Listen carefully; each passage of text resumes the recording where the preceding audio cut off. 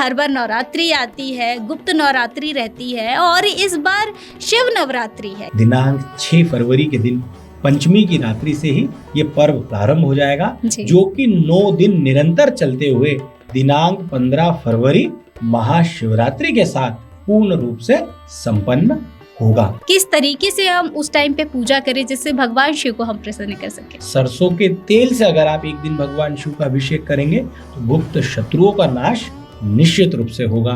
भस्म युक्त जल आप भगवान शिव को अर्पण अगर करेंगे तो विशेषकर कोई भी मानसिक प्रताड़ना अगर आपको मिल रही होगी, मानसिक रोगों से आपको मुक्ति मिलेगी। 9 दिन तक अलग अलग चीजों से अभिषेक करके देखिए, स्वयं अपने जीवन में आप बदलाव महसूस करेंगे। कौन सी ऐसी चीज है जो भगवान शिव को नहीं चढ़ाना चाहिए? आप देखेंगे कि भगवान शिव के नाम पे ही सारे नशे किए जाते हैं। बिल्कुल। आप फोटोज में देखेंगे भगवान शिव को आप सिगार पीते हुए, भांग रगड़ते हुए, आपको माता पार्वती जी का फोटो आपको दिखेगा, जो कि टोटल एडिटिंग करा हुआ गलत है। भगवान शिव तो नशे से परे हैं। समुद्र मंथन के बाद भगवान शिव ने जहर पिया था, उनके नाम पे कोई जहर क्यों नहीं पी रहा है? बड़ा शिवलिंग हम अपने घर पे स्थापित करें, बड़े शिवलिंग की पूजा करें, तो आप क्या कहेंगे इस पर कि कितने इंच के, कितने साइज के शिवलिंग होने चाहिए जिसकी हम स्थापना घर में कर सकते हैं? शास्त्रों में ऐसा साइज आया है कि आपके अंगूठे के बराबर ही शिवलिंग या उससे छोटा शिवलिंग आपके घर में आपको स्थापित करना चाहिए, क्योंकि जितनी बड़ी मूर्तियां होगी उतनी बड़ी सेवा वो मांगेंगी। न आदि है, न अंत है, न जन्म है, न मृत्यु है, जो स्वयं में ब्रह्मा है, वो है भोलेनाथ शिव। आज हम शिव की महिमा के बारे में जानेंगे। आज शिव के बारे में जानेंगे कि आखिरकार शिव क्या है। शिव सिर्फ एक भगवान नहीं है, जीवन को आगे बढ़ाने के लिए दिशा भी देते हैं, तो उनके बारे में हम जानेंगे। और शिव नवरात्रि आ रही है, आखिरकार शिव नवरात्रि क्या होती है, किस तरीके से पूजा किया जाता है, ये सारी जानकारी आज आपको देखने को मिलेगी। तो आज हमारे साथ मौजूद हैं पंडित कान्हा जोशी जी, जिनसे हम बात करेंगे और जानेंगे कि आखिरकार इस वर्ष में क्या होने वाला है शिवरात्रि पर भी। जी, बहुत बहुत स्वागत है पंडित जी आपका। जय श्री कृष्ण जी।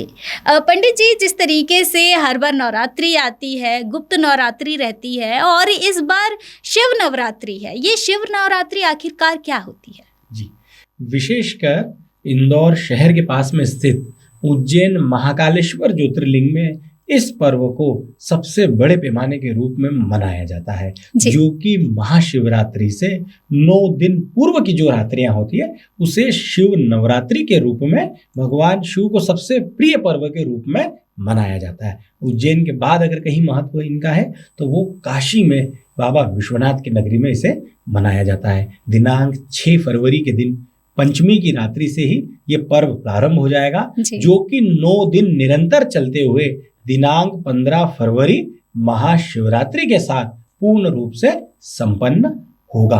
खासकर जैसे पूरे वर्ष में 4 नवरात्रि देवी की आराधना के लिए प्रसिद्ध है, 2 गुप्त नवरात्रि और 2 प्रकट नवरात्रि, ऐसे ही भगवान शिव के पूजन का अगर सबसे बड़ा कोई पर्व है तो वो शिव नवरात्रि का पर्व है। इन 9 दिन में नियमित रूप से भगवान शिव के आप दर्शन करें, भगवान शिव के पूजन करें और आप मान के चलिए कि पूरा वर्ष आपके लिए भगवान शिव की कृपा से मंगलमय हो जाएगा। जी, इसकी पूजा की क्या विधि होती है? क्योंकि नॉर्मली तो हम पूजा करते हैं, लेकिन ये जो 9 दिन होने वाले हैं उसको किस तरीके से हम उस टाइम पे पूजा करें जिससे भगवान शिव को हम प्रसन्न कर सके? जी, विशेषकर भगवान शिव को जितनी भी प्रिय चीजें हैं उनमें सबसे अधिक प्रिय कोई फूल अगर होते हैं तो वो सफेद रंग के फूल होते हैं, खासकर जिन्हें आंकड़े के फूल कहते हैं। तो आप आंकड़े के फूल भगवान शिव को भेंट करें, उसी के साथ बेलपत्र भगवान शिव को आप भेंट करें। शमी के पत्र भगवान शिव को अति प्रिय होते हैं, दुर्वा भगवान शिव को चढ़ाई जाती है, खासकर गौ माता का दूध, उसी से बना दही, घी, शक्कर और शहद, इन 5 द्रव्यों को मिलाकर के पंचामृत बनता है। ये भगवान शिव के ऊपर आप अवश्य चढ़ाएं।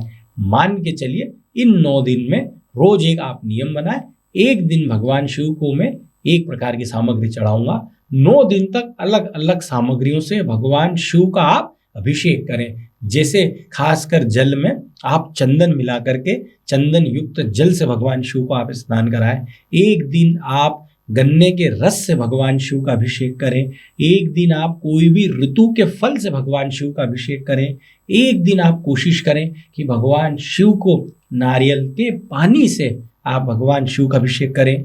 सरसों के तेल से अगर आप एक दिन भगवान शिव का अभिषेक करेंगे तो गुप्त शत्रुओं का नाश निश्चित रूप से होगा। भस्म युक्त जल आप भगवान शिव को अर्पण अगर करेंगे तो विशेषकर कोई भी मानसिक प्रताड़ना अगर आपको मिल रही होगी, मानसिक रोगों से आपको मुक्ति मिलेगी और आपको शांति अवश्य मिलेगी। एक दिन आप गौ माता से भगवान शिव का अभिषेक कीजिए, एक दिन आप दही से भगवान शिव का अभिषेक कीजिए, एक बार शुद्ध घी से करिए, शहद से करिए, अंत में शक्कर से करिए, पांचों चीजों को मिला के पंचामृत से करिए। 9 दिन तक अलग अलग चीजों से अभिषेक करके देखिए, स्वयं अपने जीवन में आप बदलाव महसूस करेंगे। जी, लेकिन कहा जाता है जो शिव है वो भोले हैं, वो सिर्फ 1 लोटा जल में भी प्रसन्न हो जाते हैं। जी, सभी दंत कथाओं में आप लोग देखेंगे तो राक्षसों ने थोड़ी सी ही तपस्या करके किसी देवी देवताओं को मना नहीं पाए, लेकिन भगवान शिव को मना लिया उन्होंने और बड़े से बड़ा वरदान ले लिया। इसलिए भगवान शिव को भोला भंडारी कहा जाता है। बिल्कुल आपने सही कहा, कोई द्रव्य की उनको आवश्यकता नहीं है, कोई दान दक्षिणा की भगवान शिव को आवश्यकता नहीं है, केवल 1 लोटे जल से भगवान शिव प्रसन्न हो जाते हैं। बिल्कुल आप सही कह रहे हैं। पूर्ण श्रद्धा के साथ केवल भगवान शिव को आपने 1 लोटा जल भी अर्पण कर लिया, उनकी कृपा आपके ऊपर निरंतर बनी रहेगी। जल धारा भगवान शिव को अति प्रिय होती है।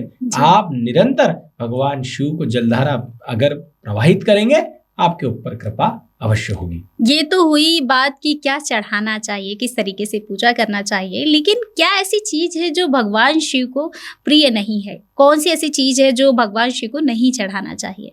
जी, बहुत अच्छा क्वेश्चन आपने जैसे कहा। विशेषकर आप ये देखिए, आपको पहले अपने स्वभाव में परिवर्तन लाना रहेगा। भगवान शिव को खासकर जो चीजें नहीं पसंद है उसमें सर्वप्रथम नंबर आता है नशे का और अहंकार का। नशे पे मैं इसलिए जोर दे रहा हूं क्योंकि अभी आप देखेंगे कि भगवान शिव के नाम पे ही सारे नशे किए जाते हैं। बिल्कुल। आप फोटोज में देखेंगे भगवान शिव को आप सिगार पीते हुए, भांग रगड़ते हुए, आपको माता पार्वती जी का फोटो आपको दिखेगा जो कि टोटल एडिटिंग करा हुआ गलत है। भगवान शिव तो नशे से परे हैं, उनने कभी कोई नशा नहीं करा। भगवान शिव को नाम पे जो नशे कर रहे हैं आज के युवा, सरासर गलत है। चाहे वो महाशिवरात्रि का पर्व हो, चाहे वो श्रावण का पर्व हो, कावड़ यात्रा लोग पैदल ले लेके जाते हैं, खूब भांग पीते हैं, ये सरासर गलत है। भगवान शिव को भांग प्रिय है, भगवान शिव के ऊपर भांग चढ़ाई जाती है, ना कि भगवान शिव के नाम पे भांग पिया जाता है। ये बात आपको कटु लगेगी। समुद्र मंथन के बाद भगवान शिव ने जहर पिया था, उनके नाम पे कोई जहर क्यों नहीं पी रहा है? अगर आपको भगवान शिव से इतना ही प्रेम है तो आप जहर क्यों नहीं पी रहे? आपको इसका अर्थ समझना पड़ेगा। समुद्र मंथन हुआ, समुद्र को मथा गया, देवताओं और राक्षसों के बीच में युद्ध हुआ। मैं संक्षिप्त में बता रहा हूं। तब अमृत निकालने के लिए समुद्र मंथन हो रहा था, लेकिन अमृत से पूर्व उससे पहले जहर निकला, विष निकला। पूरी सृष्टि में कोई भी धारण नहीं कर रहा था, तब भगवान शिव से सबने गुजार लगाई। भगवान शिव ने विष को धारण करा, उनसे उनका पूरा कंठ नीला पड़ गया, पूरा शरीर नीला पड़ गया और उनको विशेषकर अति गर्मी से उनके ऊपर समस्या के बादल मंडराने लग गए। इसलिए उसी समय भगवान शिव को शीतलता प्रदान करने के लिए उनके सर के ऊपर खासकर जल की धारा और भांग अर्पण की गई, जिससे उनको शीतलता मिले। ये कथा कम लोगों को पता है और लोग केवल भगवान शिव के नाम पे नशे कर रहे हैं। इसलिए पहले आप अपने स्वभाव को बदलें, आप नशा करना छोड़ें, अहंकार करना छोड़ें, तो मान के चलिए आपकी शिव पूजन लगेगी। आप नशा कर रहे हैं और सोचे कि मैं बड़े से बड़े द्रव्य शिव के ऊपर चढ़ा दूं, तो वो पूजा अधूरी है। ये सब चीजें भगवान शिव को नहीं पसंद है। जी, जिस तरीके से एक और चीज कई जगह पढ़ने में आता है, भगवान शिव वैरागी है, खासकर सभी मोह माया से ऊपर है। आपको सभी देवी देवताओं के आप पोशाक देखेंगे, आभूषण देखेंगे, लेकिन भगवान शिव का स्वरूप पूरा अलग है। कैलाश पर्वत में वो विराजते हैं, मृग की छाल के ऊपर बैठे हुए हैं, खासकर उनके गले में सर्प है, ना कोई आभूषण है। इसलिए उन्हें वैरागी के तौर पे कंगू और हल्दी भगवान शिव के ऊपर नहीं चढ़ती है, क्योंकि ये सुहाग के द्रव्य होते हैं। तो कंकु और हल्दी आपको भगवान शिव के ऊपर चढ़ाने से बचना चाहिए। जी, शिव को आदि और अंत भी कहा जाता है, तो इसके पीछे का क्या कारण है? जी, विशेषकर भगवान शिव को ऐसा माना जाता है कि ना ही इनका कोई शुरुआत है, ना प्रारंभ है, और ना ही इनका कोई अंत है। आदि और अनंत कोई है तो वो भगवान शिव है। ज्योतिर्लिंग भी अगर आप देखेंगे या भगवान का शिवलिंग का स्वरूप भी अगर आप देखेंगे तो आपको राउंड शेप में दिखेगा कि ना ही उस शिवलिंग का कोई अंत होता है, ना ही शुरुआत होती है। आप कैसे जज करेंगे कि शिवलिंग में भगवान का चेहरा किधर है? उस शेप से आप जाने। इसलिए शिव को ऐसा माना जाता है कि ना ही कोई आदि है, ना कोई अंत है। निर्गुण निराकार स्वरूप किसी भगवान का होता है तो वो शिव जी का होता है। सभी देवी देवताओं के आपको मूर्तियां देखने को मिल जाएगी, लेकिन शिव ही ऐसे हैं जिनका शिवलिंग होता है कि जो कि निराकार स्वरूप में माने जाते हैं। इसलिए ऐसा माना जाता है कि ना भगवान शिव का कोई प्रारंभ है और ना ही उनका कोई अंत है। जी, शिवलिंग की आपने जैसे कि बात की, तो शिवलिंग का वास्तविक अर्थ और महत्व क्या है पंडित जी? जी, विशेषकर एक ऐसा ज्योतिष स्थान जहां से भगवान के ज्योति की किरण निकल रही हो, एक ऐसा पावर हाउस कोई जगह होती है, उसे शिवलिंग या जो बड़े शिवलिंग हो गए उन्हें ज्योतिर्लिंग के रूप में माना जाता है कि उसी जगह भगवान शिव की ज्योति उस लिंग में आकर के स्थापित हुई, इसलिए वो ज्योतिर्लिंग कहलाया और उसी से शिवलिंग बना। ऐसा खासकर नर्मदा मैया क्या ऐसा माना जाता है कि जितने भी कंकर है, नर्मदा मैया में बहने वाले जितने कंकर है, वो कंकर भी शंकर के रूप में पूजे जाते हैं। इसलिए इन शिवलिंगों में भी अगर नर्मदेश्वर शिवलिंग कोई है, नर्मदा मैया का कोई पत्थर है, तो उससे बड़ा प्रभाव किसी भी शिवलिंग का नहीं होता है। जी, कई बार ऐसा होता है कि जब हम अपने घर पर शिवलिंग लेकर आते हैं, कुछ लोगों को ऐसा लगता है कि बड़ा शिवलिंग हम अपने घर पर स्थापित करें, बड़े शिवलिंग की पूजा करें। तो आप क्या कहेंगे इस पर कि कितने इंच के, कितने साइज के शिवलिंग होने चाहिए जिसकी हम स्थापना घर में कर सकते हैं? बहुत अच्छा क्वेश्चन आपने करा। हर व्यक्ति चाहता है कि बड़े से बड़ा शिवलिंग वो घर में रखे, जिसे बिल्कुल भी नहीं रखा जाता है। शास्त्रों में ऐसा साइज आया है कि आपके अंगूठे के बराबर ही शिवलिंग या उससे छोटा शिवलिंग आपके घर में आपको स्थापित करना चाहिए, क्योंकि जितनी बड़ी मूर्तियां होगी उतनी बड़ी सेवा वो मांगेंगी, उतनी बड़ी सेवा आपको करनी पड़ेगी, और जितनी छोटी मूर्तियां होंगी उतनी कम सेवा आपको करनी पड़ेगी। इस मापदंड को देखते हुए आप घर में शिवलिंग अपने अंगूठे के बराबर या उससे भी छोटे शिवलिंग आपको घर में स्थापित करना चाहिए। हाँ, अगर आप कोई मंदिर का निर्माण कर रहे हैं, मंदिर अगर बनवा रहे हैं, वहां बड़े से बड़ा शिवलिंग आप स्थापित कर सकते हैं। जी, अभी महाशिवरात्रि आने वाली है पंडित जी, 15 तारीख को जो महाशिवरात्रि है, इसका आध्यात्मिक महत्व क्या है? महाशिवरात्रि क्यों? जी, विशेषकर महाशिवरात्रि जैसा आपको समझ में आ रहा है, पूरे एक माह में आने वाली शिवरात्रि होती है, और जो सबसे बड़ी कोई शिवरात्रि होती है, महा कोई शिवरात्रि होती है, तो वो खासकर भगवान शिव के पूजन के लिए अत्यधिक महत्वपूर्ण हो जाती है। कई कई जगह लोगों को ऐसा लगता है भगवान शिव और पार्वती का विवाह महाशिवरात्रि के दिन हुआ था। कहीं कहीं पंचांगों में, शास्त्रों में ऐसा उल्लेख आता है कि इस दिन विशेषकर विवाह नहीं बल्कि लिंग स्वरूप में भगवान शिव का जन्म हुआ था।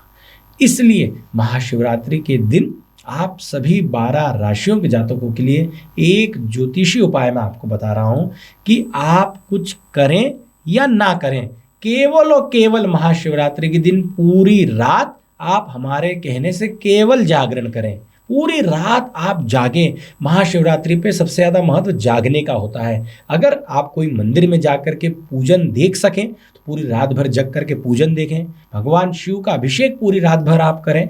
आप इतना नहीं कर पा रहे, केवल रात भर आप मोबाइल चलाते हुए यूट्यूब पर लाइव महाकालेश्वर के अभिषेक के दर्शन करें और अपने जीवन में एक इतना बड़ा बदलाव आपको देखने को मिलेगा। पूरे वर्ष में 4 महारात्रियां होती है, महाशिवरात्रि, होलिका की रात्रि, जन्माष्टमी की रात्रि और दीपावली की रात्रि। इन 4 रात्रि में सबसे ज्यादा जगने का महत्व है, केवल और केवल इन रात्रियों में जगें, आप पूरी रात जगें। भले ही आपको सुबह ऑफिस जाना है, अपने बिजनेस पे जाना है, अपने कार्य क्षेत्र में जाना है, लेकिन हमारे कहने से, इस वीडियो के माध्यम से मैं आपको कह रहा हूँ, इसी साल महाशिवरात्रि पर रात भर जग के देख लीजिए, भगवान शिव का सुमिरन करके देख लीजिए।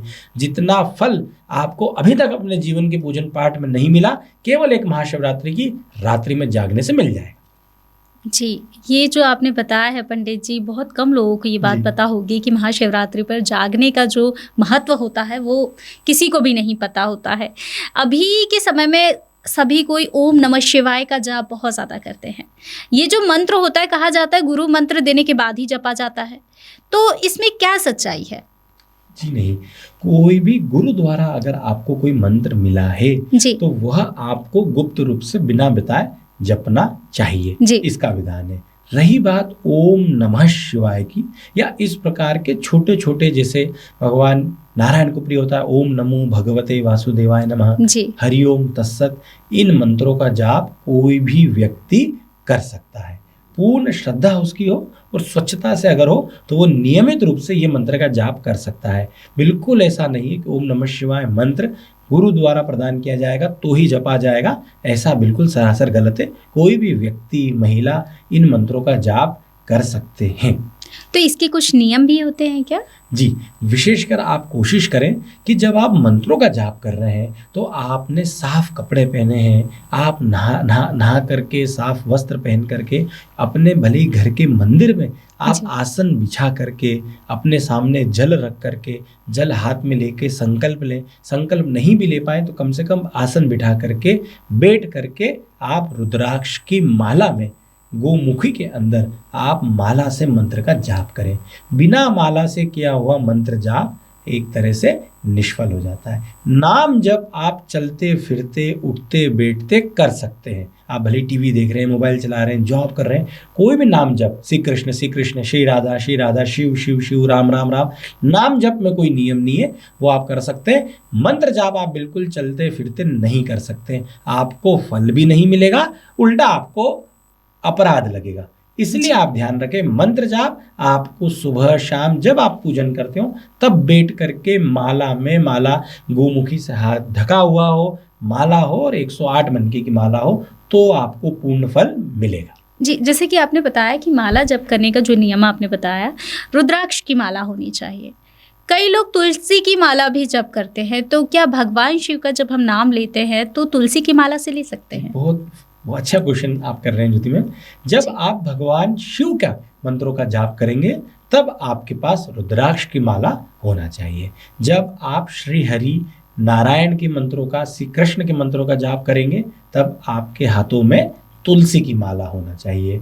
महालक्ष्मी का पूजन आप करेंगे, महालक्ष्मी के मंत्रों का जाप करेंगे तो कमल गट्टे के बीज की माला आपके पास होना चाहिए। इसलिए आप ध्यान रखें, नारायण के मंत्र का जाप करेंगे तो तुलसी की माला, और भगवान शिव के मंत्रों का जाप करेंगे तो खासकर रुद्राक्ष की माला आपके हाथों में होना चाहिए। इसके पीछे का कारण भी बता दीजिए लोगों जी, को। विशेषकर रुद्राक्ष जो है भगवान शिव के अश्रु द्वारा प्रकट हुए हैं। भगवान शिव का ही एक अंश कोई होता है तो वो रुद्राक्ष होता है। भगवान शिव के पूजन में रुद्राक्ष का अत्यधिक महत्व होता है। जी। तुलसी महारानी जी सबसे बड़ी भगवान नारायण की सेविका है। भगवान के चरणों की सेवा तुलसी महारानी जी निरंतर करती है। इसलिए तुलसी महारानी जी के बीज भगवान नारायण को अति प्रिय होते हैं। इसलिए भगवान नारायण के पूजन में, मंत्र जाप में तुलसी की माला का उपयोग किया जाता है। जी पंडित जी, अब आप हमारे दर्शकों को कुछ ऐसे टिप्स दीजिए कि जो 9 दिन की ये गुप्त शिवरात्रि है, जो शिवरात्रि आने वाली है, इसमें लोग क्या ऐसा करें जिससे कि भगवान को बहुत जल्दी प्रसन्न कर पाए, क्योंकि आजकल का जो समय है वो बहुत ज़्यादा लोगों को लगता है कि जल्दी हमें रिस्पॉन्स मिल जाए। रील्स का ज़माना है, आपको भी पता है, तो आप कुछ ऐसे टिप्स दीजिए जो हमारे दर्शकों के बहुत ज़्यादा काम आए। जी, विशेषकर आपको ध्यान रखना है कि पूरे शिव नवरात्रि में खासकर आपको नियम बनाना है कि रोज सुबह आप भगवान शिव को 1 लोटा जल अवश्य अर्पण करेंगे। अगर आप अलग अलग दिनों में अलग अलग द्रव्यों से अभिषेक भगवान शिव का आप कर सकते हैं, जैसा मैंने इंटरव्यू की शुरुआत में कहा, एक दिन दूध, दही, घी, शक्कर, शहद, भस्म प्रिय है, गन्ने का रस भगवान शिव को प्रिय है, सरसों का तेल भगवान शिव को प्रिय है, चंदन अति प्रिय है। इनसे आप खासकर भगवान शिव का रोज अलग अलग अभिषेक करें। शिव नवरात्रि में किसी भी एक दिन अपने शहर के पास स्थित कोई भी बड़े ज्योतिर्लिंग में, बड़े शिवालय में जाके दर्शन अवश्य करें। समस्त 12 ज्योतिर्लिंग में से किसी भी एक ज्योतिर्लिंग में अगर आपने शिव नवरात्रि में दर्शन कर लिए तो आपके ऊपर भगवान शिव की अनन्य कृपा अवश्य होगी। और महाशिवरात्रि पर आप व्रत करें। आपको कोई व्रत करने की आवश्यकता नहीं है। अगर आप शिवरात्रि का व्रत कर लेते हैं तो उस दिन आप कोई बहाना ना करें। अगर आप भूखे नहीं भी रह पा रहे तो महाशिवरात्रि और जन्माष्टमी 2 व्रत तो हर सच्चे सनातनी को करना ही चाहिए। शिवरात्रि में आपको ध्यान रखना है, अन्न बिल्कुल नहीं खाया जाता है। जैसे एकादशी का व्रत होता है ऐसा ही महाशिवरात्रि का होता है। केवल और केवल फलाहारी पदार्थ खाए जाते हैं। एक और गलत मान्यता सबके मन में रहती है कि रात्रि में 12 बज गई इसलिए मेरा व्रत खत्म हो गया। उस दिन अंग्रेजी तारीख खत्म होती है। आपका व्रत ना तो रात्रि में शुरू हुआ है और ना ही रात्रि में खत्म होगा। आपका व्रत सुबह सूर्योदय से शुरू होता है और अगले दिन सूर्योदय पर जाकर के खत्म होता है। तो अगले दिन आपको व्रत का पारण करना है और अगले दिन आपको अन्न खाना है। जी, बहुत बहुत धन्यवाद पंडित जी। तो अभी हमने पंडित जी से बात किया और जाना कि आखिरकार शिव की महिमा क्या है, शिव क्या है। शिव को समझ पाना शायद ही बहुत मुश्किल होता है, शायद ही कोई समझ पाए, लेकिन फिर भी हमने कोशिश की है आप तक ये बात पहुंचाने की। ऐसी लगातार वीडियो हम आप तक लेकर आते रहेंगे। देखते रहिए समय नाउ। धन्यवाद। प्योर श्योर दूध और घी, माँ के प्यार सा, मिलावट से दूर, भरोसे से भरपूर, प्योर भी श्योर भी।